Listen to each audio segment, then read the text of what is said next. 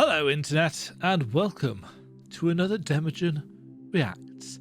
It's the 22nd of July today. It is live letter day for Final Fantasy XIV and I have not been in to watch it. I've been out for medical reasons. So if you see me looking a little bit pained during the reaction today, it's probably not my reaction to the trailer that's causing me pain. It's probably the fact that I spent half an hour this morning having my spine pushed back into the correct shape. So, patch 5.3 is due out 14th of August, I think it was.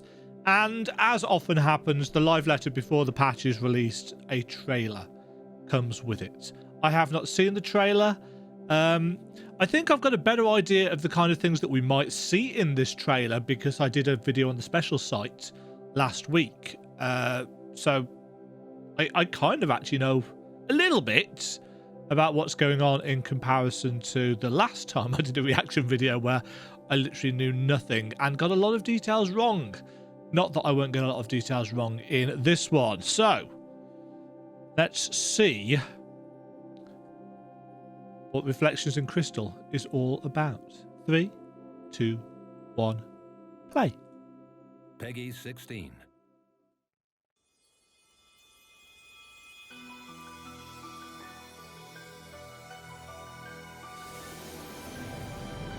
Ooh, shiny crystal tower. That's the crystal effect from G-Pose, isn't it? Slow motion. This is a long road, my friend.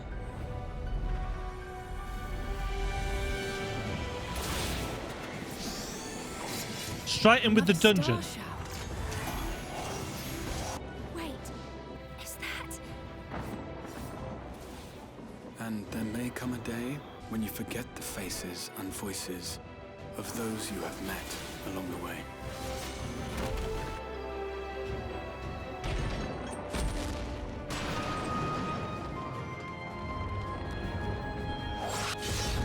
Excellent.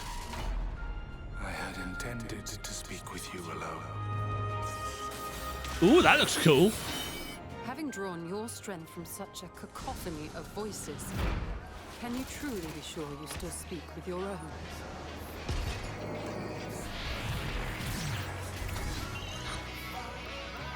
That sapphire weapon. No, Wait, what? I won't let you go alone. Not this time.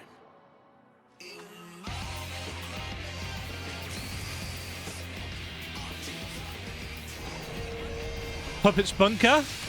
Oh no! Circular arena revolving boss?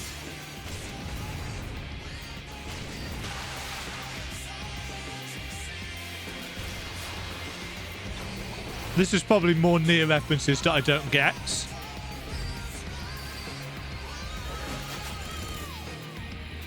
The joy you have known.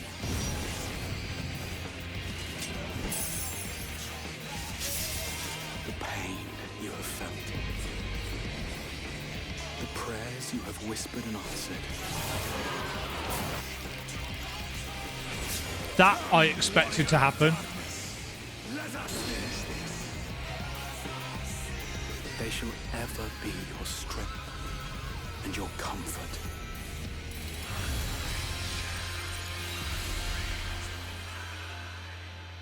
When all is said and done,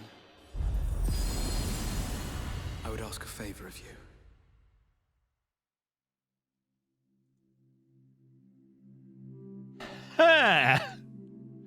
Wow. There was a...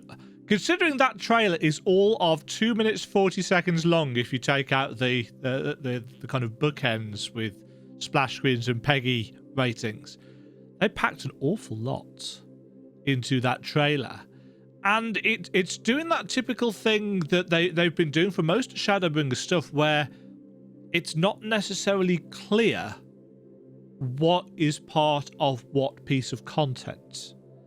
And that makes it kind of tricky to talk about and to wrap one's head around. You know, this was obviously a beautiful shot to open up with. just that entrance into the Crystarium. But also, we've got this. So this is us running through Lakeland. But I'm assuming this is part of the dungeon as we are racing towards the Crystal Tower for whatever reason. And yet, that's not Lakeland, that's Ilmeg. And it looks like actually that this is before the Lakeland section. So I'm guessing then, and there's a froggy boy there, I'm guessing that this dungeon is going to be kind of portions of each zone kind of crammed together, representing our journey through the first. Maybe not necessarily in the same order. And with the kind of star shower providing a framework for the weirdness that is happening. I think that's what's being hinted at here. And I'm all for that. I like the different zones on the first. They're all very visually interesting. But there also seems to be an element of foreshadowing going on here. Psychological foreshadowing. With the exarch saying you've listened to so many different voices over the years that it makes you wonder how much of your own thought process you've got left, or something along those lines. That's how I took it. A warning, perhaps, that sometimes you have to form your own thoughts and opinions. You know, we've got Alphino, Thancred, Alizé, Ishtola, Urianger, and our surrogate stand-in just looking at this meteor shower. I don't actually know where they are. Now I think this is the dungeon, because we've got the boss there that we've already seen. The interestingly attired boss. We've got obviously our trust NPCs in with us. We've got Reen, we've got Alfie, and we've got Alizé there. And yeah, this looks like the Ilmeg section of the dungeon, because you've got the little tree statue things. So perhaps this is some form of fairy boss. But here's the thing. To me, she looks a little bit like Reen and a little bit like Minfilia. So I'm wondering if she is a manifestation of some part of our psyche that we've had to deal with over the years. This is the Hero's Gauntlet, if I remember correctly, the name of the dungeon. So it's the trials and tribulations of the hero, what they have had to go through, what they've had to put up with. You know, clearly something big is going down. We've got this massively oversaturated. Now, that effect there, this, I think, and I might be wrong here. Sorry, I've got a really itchy eye. I think this is the same effect that we had right back in the trial at the end of 5.0 when we had other Heroes of Light summoned in. I think it's the same effect, or it's very, very similar, or it certainly evokes that feeling of heroes being called. And this looks like...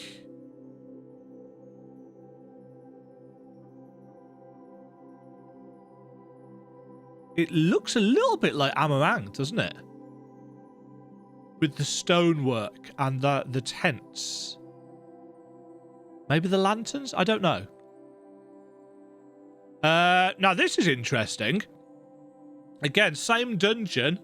Running through. Obviously, they're probably going to aggro something in front of them if they keep running that way. But you don't tend to have in Final Fantasy dungeons, realistically, too much going on the sides.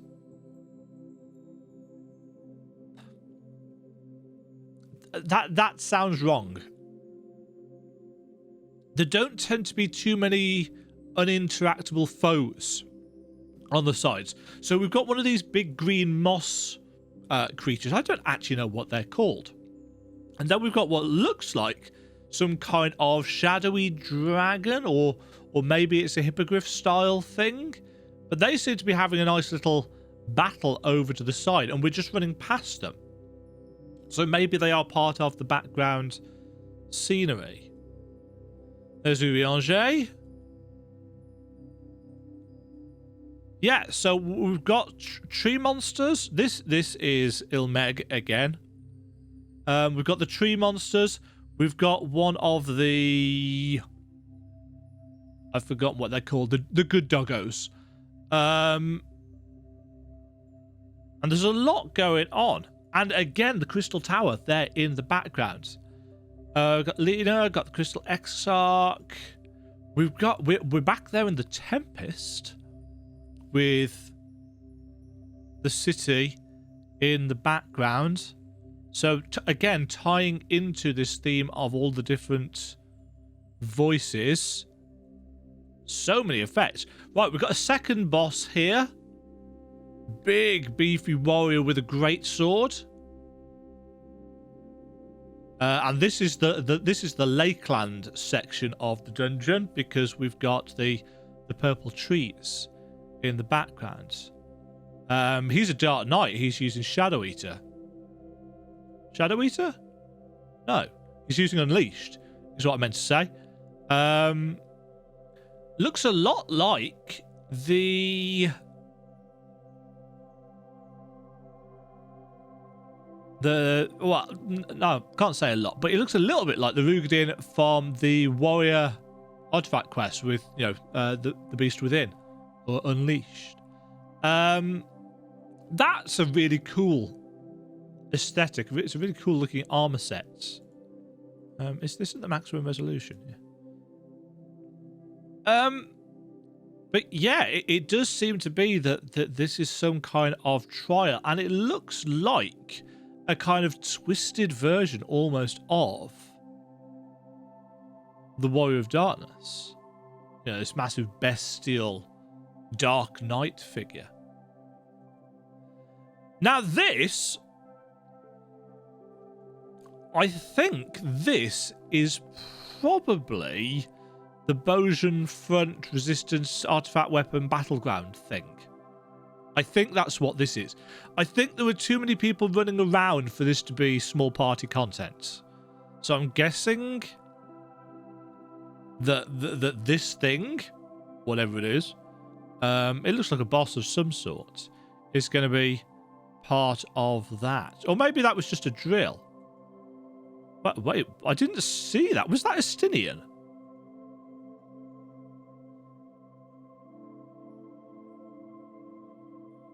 No. It's a dragoon. He's got a big shiny ass lance. It looks like some kind of summoned creature. Attacking the airship. We get this nice little mirroring of Elidibus and Ardbert showing the controlling nature of him. Again with this nicely saturated light. This is cool. Again, I think this is the Demajen stuff. Nice little ladder climbing animation there. It doesn't match up with the rungs. But yeah, this looks like...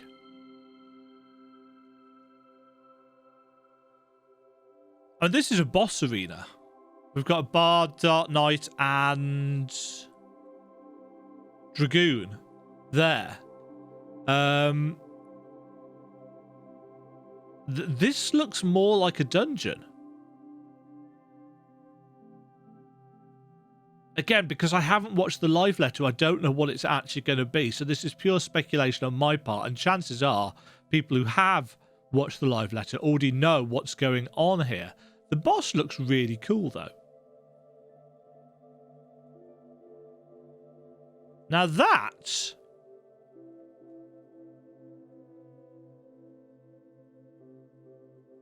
that looks like a Garlean. And I feel like it's a Garlean that we should know. It looks a little bit like... was it Regular? Van Hydros? or however the name works. It's not one that we've come across in a while. But yeah, very Garlean looking, very tall, very imposing. And I like this closed door thing as well. Back again to the Demajen front. Gaius is pissed off. Don't blame him. Sapphire, I'm assuming it's Sapphire weapon. Sit on the screen. Got a holographic sword. You know, that looks like a normal fight. But this looks like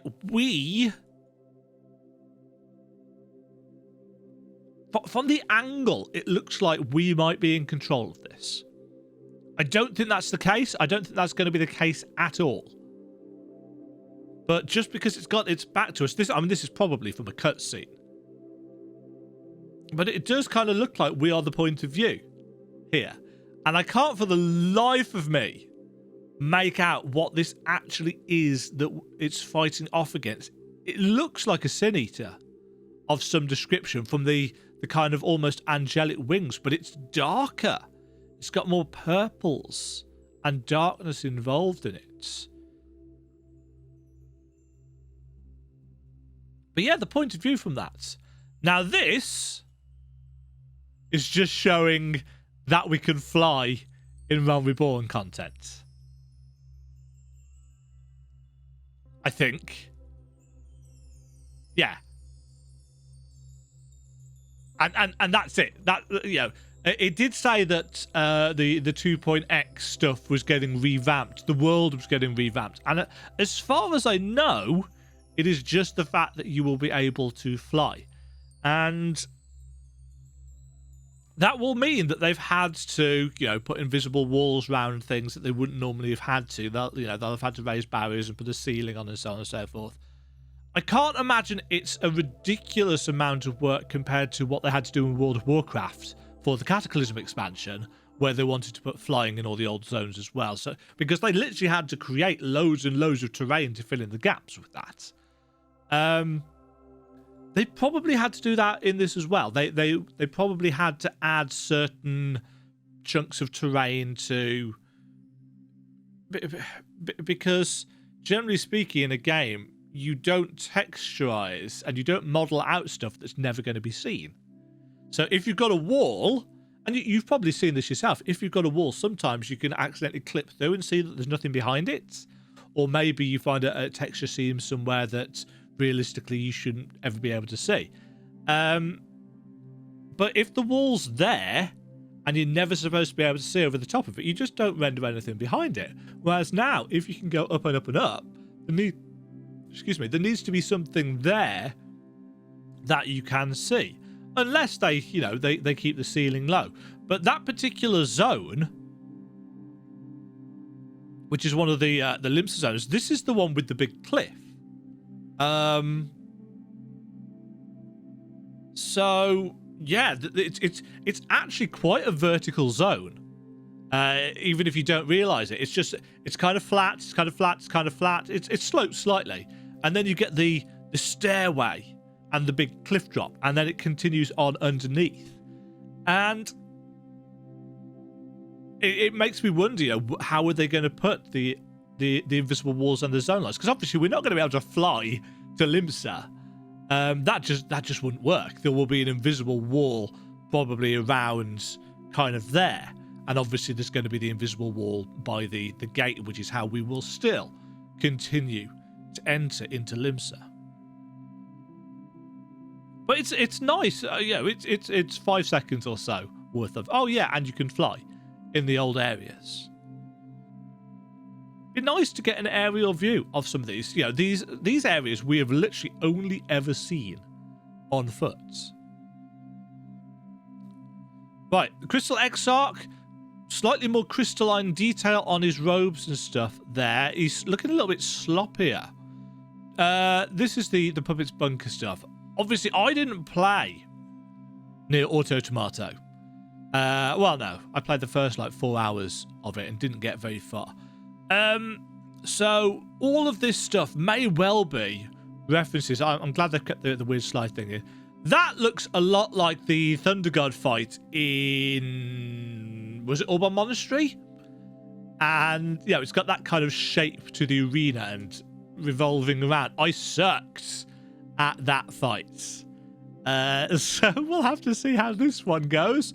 Obviously, it's very sci-fi.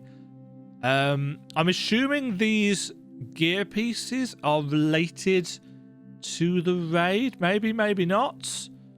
But it looks like they've got out and they're wrecking the dwarves. Like, really wrecking the dwarves. Big reveal moment, I'm sure. Don't know what it is. But yeah, I don't know if those bosses are related in any way to things that you have already seen in New Automata. This is... I'm assuming this is the Blaze of Gunhilda stuff. This is the relic stuff. Yeah, that's part of the Demajen resistance. But we've also got some Ironworks people in the background there. Back to the Demajen front. She's part of that storyline, isn't she?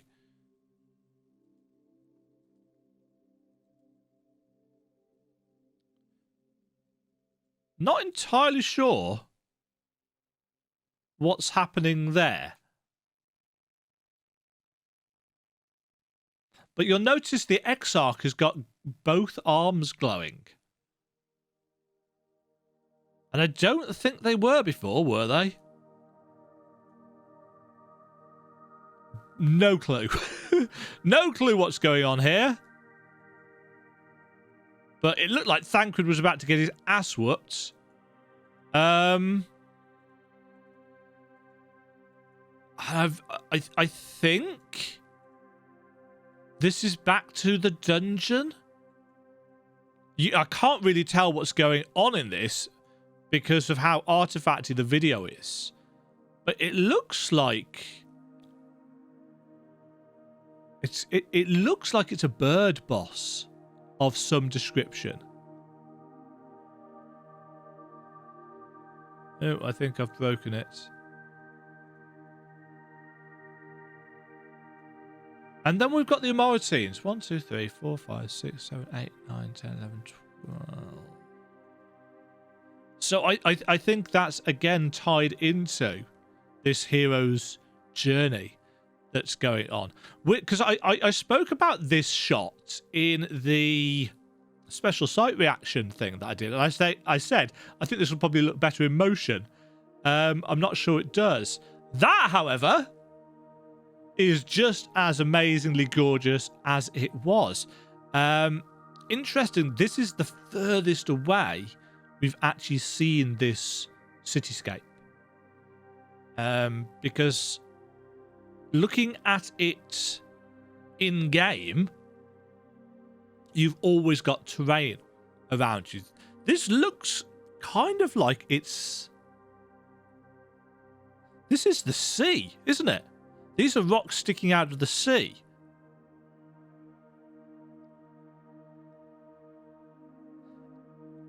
Are these the final days before it's sunk beneath the waves?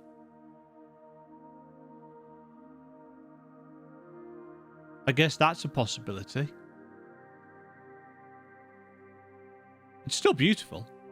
Here we've got the summoning lights again. And then we're back into... Yes, he's definitely more crystalline than he was. It's a shame that... And I've said this, I've been critical of this for a while now. It's a shame that because of how they budget texture detail, everything is very, very blocky and pixely. I'm still hoping that for the next expansion, they give us a texture upgrade. Not necessarily... It doesn't necessarily have to be more polygons, but better textures. Because it... You know...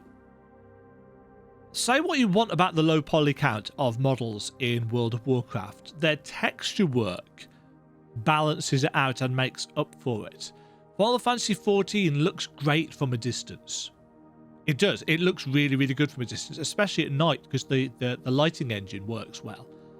But up close, you know, the hair especially, and details like the cracks on the fingers. But yeah, clearly he's being consumed by that. This looks a lot like the Knights of the Round style situation. And I'm wondering if these are important figures or what. But that's clearly what they were going for. And the fact that it's Elidibus there makes me wonder if these are heroes that he has summoned for some kind of final confrontation. Clearly we're in the Crystal Tower there as well. So I'm guessing that's going to be the secret trial, you know, facing off against Elidibus. I do really like that piece of art. I also like the fact that they've made the crystal bob animation wise. But yeah, patch 5.3. There's a lot of stuff there, and it'll be really interesting for me personally to see, you know, how things, because creating a trailer is an art form in and of itself. You have to tantalize and tease your audience. You have to hype things up, get people psyched and interested in playing. And it used to be right back towards the start of the kind of trailer cycle in 2.0 and 3.0 that they were very clear about this is this content, new dungeon, new zone, new this, new that, and they were all tagged and subtitled, new job abilities. And I think they still are for the expansion reveal trailers. But now they're very much a kind of, we've got all these cool things, let's just jam them together and let the players work out what is actually what. And that's quite entertaining, even if it's kind of useless, because we're all going to find out in like 3 weeks or whatever it is. 3 weeks? Just over 3 weeks, I think. What is going on anyway. But yeah, I'm really interested in that foreshadowing about, you know, too many friends, too many voices competing in our heads. It's interesting if, because I think it's the Crystal Exarch saying it. Is he talking about us? Or is he talking to Elidibus? That would be interesting. All of the different voices that the Ascians have been listening to. All of the different reflections of the Ascians. But I think he's probably talking to us. And if so, that'll be really interesting to mesh with the Dark Knight job quest lines, which are still the best written job quest lines in the game. But yeah, 5.3 is the end of the Shadowbringers storyline. And I'm really, really, really hoping that they don't drop the ball on it. I don't think they will. You know, they've done good work at not just in 5.0, but in 5.1 and 5.2 as well in terms of story. It's clear that the whole thing has been planned and written by basically the same person. But because the bar is so high, the potential for it falling flat at the last moment is also equally as high. I don't think it will. But there's always that possibility that we're going to be let down at the last second. I'm just so invested with these characters that I want to know what happens. You know, Thancred and Veen, what is going to happen to that relationship? What's going to happen to the Crystal Exarch? How are we going to deal with Elidibus? What, if any, part is Xenos going to play in this whole scenario? Are they going to push him into the background again for this part? You know, was the stuff in 5.2 just to set him up for 5.4 or 5.5 or even 6.0? I kind of hope not, because I think Xenos is a boring villain. Especially in comparison to Emet-Selch. And the Ascians, realistically.